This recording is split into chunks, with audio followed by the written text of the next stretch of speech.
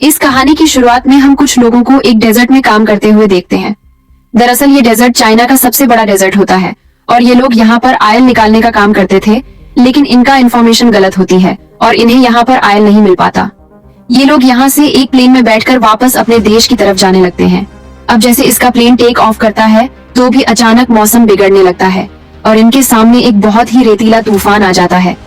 इस तूफान को देखकर इस प्लेन का कोपायलट अपने साथी को कहता है कि फिलहाल हमें वापस चले जाना चाहिए और तूफान के शांत होने तक का वेट करना चाहिए। मगर प्लेन का पायलट, जिसका नाम फ्रैंक है, वो उसकी बात को नहीं मानता और फ्रैंक से कहते हैं कि हमारे पास दोबारा से उड़ान भरने के लिए एक्स्ट्रा फ्यूल नहीं है, इसलिए अब वे लोग अपने प्लेन को इस तूफान के ऊपर लेकर जाते हैं। मगर इस तूफान के चलते इनके प्लेन का एक इंजन खराब हो जाता है, जिससे कि इनका प्लेन डिसबैलेंस होकर तेजी से नीचे की तरफ जाने लगता है। और थोड़ी देर के बाद जब ये लोग उस तूफान से बाहर निकलते हैं तो इनके सामने एक पहाड़ आ जाता है, जिससे कि इनके प्लेन के नीचे वाला हिस्सा टकरा जाता है। टकराव से इनके प्लेन नीचे वाला हिस्सा टूट जाता है, जिससे कि वहाँ से एक आदमी नीचे गिर जाता है और उसकी मौत हो जाती है। और फिर कुछ दूर आगे जाकर उनका प्लेन भी क्रैश हो जाता है और तूफान भी काफी तेज होता है, जिसकी वजह से इनका प्लेन पूरी तरह से रेत में दफन हो गया था। जब थोड़ी देर के बाद तूफान शांत होता है तो सभी लोग प्लेन से बाहर आते हैं। यहाँ पर हम देखते हैं कि इनमें से 2 और लोग इस घटना में मारे गए होते हैं, जिनकी बॉडी को ये लोग यहीं पर दफन कर देते हैं। इसके बाद जब ये लोग अपना खाना पानी चेक करते हैं तो इनको पता चलता है कि इनके पास सिर्फ एक ही महीने का खाना पानी मौजूद है। इनमें से किसी को भी कुछ भी समझ नहीं आता कि ये लोग इस डेजर्ट से किस तरह बाहर निकलेंगे, क्योंकि अभी भी इनको पूरे 200 मील का सफर तय करना था। फिर यहाँ पर एक आदमी होता है जो कि इन सभी को कहता है वो एक मैराथन चैंपियन रह चुका है और 200 मील का सफर उसके लिए कुछ नहीं है। लेकिन तभी एक आदमी कहता है कि ये जुलाई का महीना है और इस महीने मैं तुम्हें की गर्मी का सामना नहीं कर पाओगे और किसी तरह अगर तुम इस गर्मी का सामना कर भी लेते हो फिर भी तुम यहाँ से बाहर नहीं निकल पाओगे, क्योंकि यहाँ की पहाड़ियाँ मैग्नेटिक है और इससे हमारा कंपास खराब हो जाएगा, जिससे कि वह तुम्हें डायरेक्शन नहीं बता पाएगा और तुम इस डिजर्ट में भटक जाओगे। इसके बाद उस मैराथन चैंपियन और बाकी सभी लोगों को ये पता चल जाता है कि फिलहाल उन्हें यहीं पर रुककर मदद मिलने का इंतजार करना चाहिए। खैर, इसी तरह रात को एक बार फिर से यहाँ पर तूफान आ जाता है और जब इनमें से एक आदमी रात को बाहर करने के लिए जाता है तो उसका पैर फिसल जाता है, जिससे कि वो वहां से नीचे गिरने लगता है। और अब तूफान भी काफी तेज हो गया था, जिससे कि वो वापस अपनी प्लेन तक नहीं पहुंच पाता और सुबह तक यह आदमी इस रेत में दफन होकर मारा जाता है। बाकी के सभी लोग उसे ढूंढने की सुबह में कोशिश करते हैं, लेकिन वो आदमी उन्हें अब कहीं पर नहीं मिलता। अब आज इनमें से 2 और लोग अपनी जान बचाने के लिए यहाँ से आगे जाने लगते हैं और वो कहते हैं कि यहाँ पर हमारी मदद करने के लिए कोई भी नहीं आएगा। फ्रैंक उन सभी से कहते हैं कि हमारे पास सिर्फ एक ही महीने का खाना पानी मौजूद है। अगर हम इतने कम रिसोर्सेज के साथ इस डेजर्ट में चले गए तो ये सिर्फ 2 ही दिनों में खत्म हो जाएगा और हम इसी डेजर्ट में मारे जाएंगे। मगर वो दोनों इसकी बात को नहीं मानते हैं, अपने हिस्से का पानी लेकर आगे बढ़ने लगते हैं। पर यहाँ पे फ्रैंक इनको ये पानी नहीं देना चाहता था, क्योंकि वैसे भी इनके पास पानी पहले से ही बहुत कम था। अब बस इसी बहस में इन सभी के आपस में लड़ाई हो जाती है और उस लड़ाई के बीच में वो पानी भी उनके हाथ से गिर जाता है, जिससे कि सारा का सारा पानी वेस्ट हो जाता है। इन सभी को हुआ देखकर इनमें से एक आदमी, जिसका नाम इलियट होता है, वो उनसे कहता है कि ऐसे लड़ाई करके वो अपने आप का ही नुकसान करेंगे, इसीलिए भलाई इसी में है कि हम आपस में न लेडी और इलियट सभी को कहता है कि मेरे पास एक प्लान है। हम इस प्लेन के मलबे से एक और नया प्लेन बनाएंगे, जिससे कि हम सभी इस डेजर्ट से बाहर निकल सकते हैं। इसकी बातों को सुनकर सभी लोग हैरान हो जाते हैं, क्योंकि ऐसा कर पाना लगभग नामुमकिन होता है। और एलियट सभी को बताता है कि पहले वो प्लान डिजाइन किया करता था, इसलिए वो इस प्लेन को भी दोबारा से बना सकता है। इसकी बातों से यहाँ पर सभी को उस पर भरोसा हो जाता है और यहाँ पर फ्रैंक उसकी बातों पर भरोसा नहीं करता। अब अगले दिन इनमें से एक और आदमी, जिसका नाम जेम्स होता है, वो अकेला ही यहाँ से आगे चला जाता है। फ्रैंक उसे ढूंढने के लिए उसके पीछे जाता है और उसे ढूंढते ढूंढते ये अपने प्लेन के पीछे वाले हिस्से तक पहुंच जाता है, जो कि पहाड़ों से टकराने की वजह से टूट गया था। ये यहाँ पर उस आदमी की डेड बॉडी को भी देखता है, जो कि उस समय प्लेन से नीचे गिरकर मारा गया था। फ्रैंक देखता है कि इस आदमी के बॉडी पर कपड़े नहीं होते और उसके पास कई सारी गोलियां भी पड़ी हुई होती हैं। इस वक्त जेम्स भी वहां पर आ जाता है और वो फ्रैंक बताता है कि यहाँ पर इस आदमी से अपने वॉच को वापस लेने आया हूँ, जो कि मैं ऐसे एक में हार चुका था और अब वो वॉच इसके हाथ में नहीं है।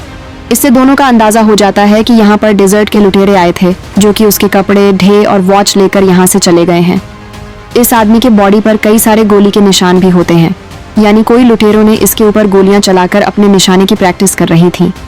अब जेम्स फ्रैंक को पूछता है कि तुम प्लेन को दोबारा से क्यों नहीं बनाना चाहते।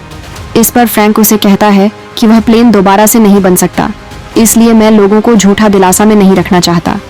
जेम्स उसे कहता है कि हाँ, फिर भी हमें एक बार ट्राई तो करना ही चाहिए, जिसके बाद फ्रैंक भी इसकी बात को मान लेता है और फिर ये दोनों वापस से अपने प्लेन तक पहुंच जाते हैं। वहां पर आते ही वो लोग इस प्लेन को बनाने की तैयारी करते हैं। ये लोग दिन में काम नहीं करते क्योंकि दिन में यहाँ पर काफी ज्यादा गर्मी होती है, इसलिए यह लोग प्लान बनाते हैं कि इन सभी को रात में ही काम करना होगा। और जब रात में इनमें से एक आदमी वेल्डिंग का काम कर रहा होता है तो उसकी चिंगारी पास में रखे फ्यूल टैंक तक चली जाती है, जिससे कि यहाँ एक बहुत ही बड़ा धमाका होता है और इस धमाके की वजह से इनका सारा फ्यूल वेस्ट हो जाता है। अभी यहाँ पर उनके पास सिर्फ टिक ऑन ऑफ करने तक का ही फ्यूल बचा था, इसलिए इस बार ये बड़ी सावधानी से काम करने लगते हैं। इस बार ये लोग रात में रहे बल्कि दिन में ही अपना काम करते हैं। काफी दिन काम करने के बाद इन्होंने बर्थडे प्लेन से एक छोटा प्लेन तैयार कर लिया था और अब इनको अपने प्लेन में क्विंग जोड़ना था, जिसका वजन बहुत ही ज्यादा था। ये सभी मिलकर उसे विंग को इस प्लेन के साथ अटैच करने लगते हैं, मगर इसी वक्त वो रस्सी टूट जाती है जो कि विंग के साथ बंधी हुई थी। विंग नीचे गिरने लगता है और सीधे जाकर प्लेन से टकरा और उनमें से एक आदमी जो कि पहले से ही प्लेन के अंदर होता है, वो अंदर से इस विंग के बोल्ट को कस देता है, जिससे कि ये विंग वहीं पर पहुंच जाती है और ये देखकर सभी लोग बहुत ही ज्यादा खुश होते हैं। अब ये लोग इस प्लेन के आगे से रेत को हटाने लगते हैं ताकि ये लोग इस प्लेन को उड़ाने के लिए रन में तैयार कर सकें। मगर एक दिन आसमान में बिजली खड़कने लगती है और सभी को लगने लगता है कि इस प्लेन में फ्यूल है। अगर बिजली इस प्लेन के ऊपर गिरी तो सभी लोग मारे जाएंगे, इसलिए अब सभी लोग यहाँ से दूर हो जाते हैं, शिवाय इलियट के, क्योंकि इलियट तो इस प्लेन को खोना नहीं चाहता था, क्योंकि उसने इस प्लेन को बनाने में बहुत मेहनत कर रही थी। अब उससे पहले फ्रैंक उसको धक्का देकर उससे प्लेन से नीचे गिरा देता है, यानी कि ये फ्रैंक और सभी लोगों को ये पता लग चुका है कि अगर यहाँ पर एलीट को कुछ भी हो जाता है तो ये लोग इस प्लेन को तैयार नहीं कर पाएंगे, क्योंकि अभी भी इन लोगों को इस प्लेन में बहुत सारा काम करना है। अगले दिन ये लोग अपने ट्रेन का काम फिनिश करते हैं। अब इनमें से वो कुछ आगे जाती है तो अपने सामने कुछ लोगों को देखती है। दरअसल ये लोग कुछ डेजर्ट के लुटेरे होते हैं जो कि यहाँ पर सिर्फ हथियारों का स्मगलिंग करते थे। फ्रैंक अपने साथियों से कहता है कि हम इन लोगों से पानी की मदद मांगनी चाहिए, पर इलियट उसे मना कर देता है और कहता है कि ये लोग बहुत ही ज्यादा खतरनाक हो सकते हैं। मगर फ्रैंक उसकी बात को नहीं मानता और उनसे मदद मांगने के लिए चला जाता है। जब फ्रैंक और उसके साथी उनसे पानी के लिए मदद मांगते हैं तो वह लोग इनमें से एक को गोली मार देते हैं। अब वह देखकर फ्रैंक और उसके साथी भी उन सभी पर गोलियां चलाने लगते हैं और यहाँ पर कई सारे लोग मारे जाते हैं। फिर भी एक आदमी यहाँ से बचकर भाग जाता है। यहाँ पर एक स्मगलर घायल हालत में होता है, जिससे कि ये लोग अपने प्लेन के पास लेकर आते हैं और यहाँ पर इलियट काफी गुस्से में होता है। फ्रैंक को इस बात पर इलियट को ऊपर बहुत गुस्सा आता है और वो इलियट के ऊपर चिल्लाने लगता है और इलियट उल्टा को ही डांटने लगता है और वो कहता है कि मैंने तुम्हें पहना, उनके पास जाने के लिए मना किया था, पर तुमने मेरी बात नहीं मानी और कल तुम्हारी वजह से ही हमने अपने एक साथी को खोया है। इस बात से इन दोनों के बीच बहस हो जाती है और फ्रैंक के गुस्से में आकर इलियट के मुंह पर एक मुक्का मार देता है। इलियट इस बात से बहुत ही ज्यादा नाराज हो जाता है और वह फैसला करते हैं कि वो अब इस प्लेन को नहीं बनाएगा। लेकिन जो उनमें से एक लड़की होती है इलियट के पास जाकर कहती है कि हमें तुम्हारी मदद की जरूरत है और अगर तुम अपना काम नहीं करोगे तो हम में से कोई यहाँ से बचकर नहीं निकल पाएगा, इसलिए तुम्हें हम सब के लिए इस प्लेन को बनाना ही पड़ेगा। इसके बाद से सभी लोग इलियट से माफी मांगते हैं और यहाँ तक कि फ्रैंक भी अपनी गलती के लिए इलियट से सॉरी बोलता है। अब इलियट भी इन सभी बात मान लेता है और फिर से उस प्लेन को बनाना है स्टार्ट कर देता है। और एक दिन ये लोग उस स्मगलर को देखते हैं जो कि उस रात उनसे बचकर भाग गया था। आज स्मगलर अपने साथी के साथ दूर से ही इन लोगों को देख रहा होता है, लेकिन वो इन पर हमला नहीं करता क्योंकि उसे भी पता है कि इनके पास कई सारे हथियार मौजूद हैं, जिसके बाद वो लोग यहाँ से चले जाते हैं। इन सभी को इस बात का अंदाजा हो जाता है कि ये स्मगलर किसी भी टाइम आकर इन लोगों को मार सकते हैं। अब एक दिन फ्रैंक को एक बुक मिलती है जो कि ये इलियट की होती है। इस बुक को देखने के बाद फ्रैंक को पता चल जाता है कि इलियट पहले बच्चों के लिए टॉयज प्लान बनाया करता था, यानी कि आज से पहले इलियट ने जो भी प्लेन्स बनाए थे वो सभी बच्चों के ट्वाइस एलियट ने कभी भी बर्ड प्लान नहीं बनाया था जो कि उड़ सकता हो। इस बात से फ्रैंक को इलियट पर काफी गुस्सा आता है और इस बारे में अपने सभी साथियों को बता देता है, जिसके बाद सभी लोगों को इलियट के ऊपर काफी गुस्सा आता है और उनमें से एक आदमी इलियट के ऊपर गन तान देता है और वो कहता है कि तुम्हें कोई भी प्लेन बना नहीं आता और तुमने पिछले 1 महीने से हम सभी को सिर्फ बेवकूफ बना रहे थे। इलियट से कहता है कि मैंने जो भी प्लान बनाया था वह सभी उड़ने वाले होते थे और मुझे पूरा विश्वास है कि प्लेन भी जरूर उड़ेगा। अब फ्रैंक उस आदमी को रोक देता है जिसने कि इलियट के ऊपर बंदूक तानी थी। इस वक्त यहाँ फिर से रेतीला तूफान आ जाता है, चीज तूफान की हवाओं से वो प्लेन अपने आप ही ऊपर उठने लगता है। ये देखकर यहाँ पर सभी लोगों को इस बात का पता लग जाता है कि ये प्लेन जरूर उड़ेगा।